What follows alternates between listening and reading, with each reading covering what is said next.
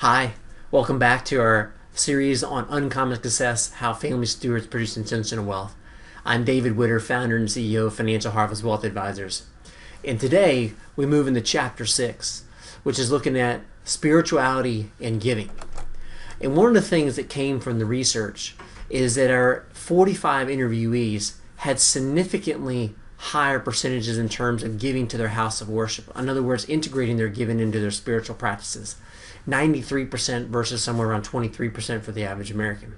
In addition to that, the amount that they give was also 2 to 3 times versus the average American.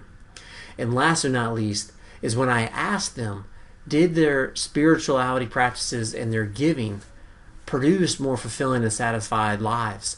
And there was a high response rate of yes, that it did.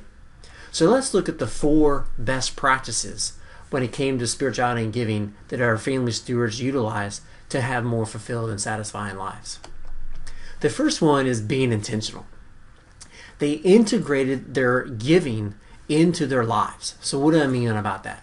We already mentioned that 93% of them gave to the house of worship. So they're in these spiritual practices that is giving meaning and fulfillment to their life. But they integrated their giving there to amplify that. In addition, if they were passionate about certain causes, whether that be helping children, maybe it's helping adults with career, maybe it's helping pets, maybe it's helping the arts, whatever they're passionate about, they would integrate their giving.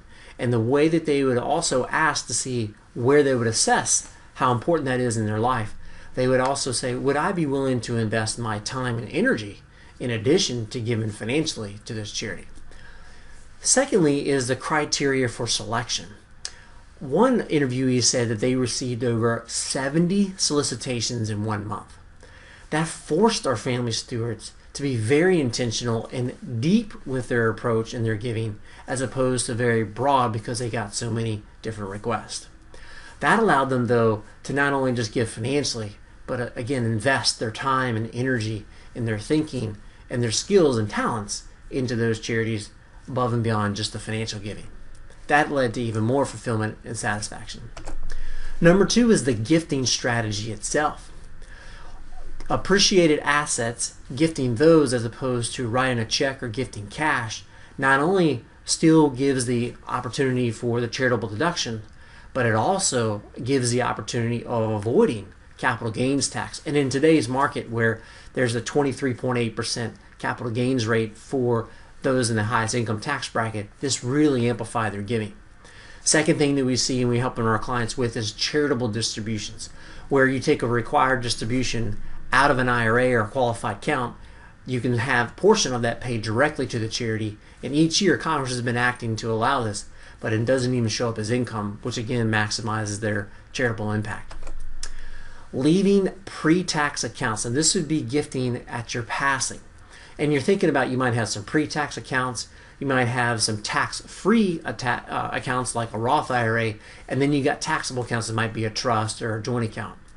Leaving pre-tax accounts to charities is very advantageous, because that is where if you gave it to a beneficiary, they're going to pay 40% plus in terms of the income tax. But if you gift it to a charity, they don't pay the income tax. So you can be very strategic with what accounts and what types of assets you leave to charities and which ones you leave to your loved ones at your passing. Best practice number 4 is a family foundation or even a donor advised fund. And this has 2 purposes. First is there's obviously tax benefits for setting these up. But 2, which I found even more important to our family stewards, is it allowed them to engage in generation 2, which is their children, and even generation 3, their grandchildren, with talking about charitable gifting. It helped to bring them into the conversation about assessing where should we give, how should we engage, how should we gift this money, should we put any qualifiers on it, or how do we judge, are they using this capital that we give them to the best use necessary and using it effectively. This allowed generation 1 to begin to pass down narratives and philosophies and thinking and values when it came to gifting, as opposed to just gifting to a charity and not using that opportunity. So let's move into our checklist, your self-assessment. First question is, how can you integrate your giving into your passions and your spiritual life? Maybe you're doing that already, but maybe you can amplify that.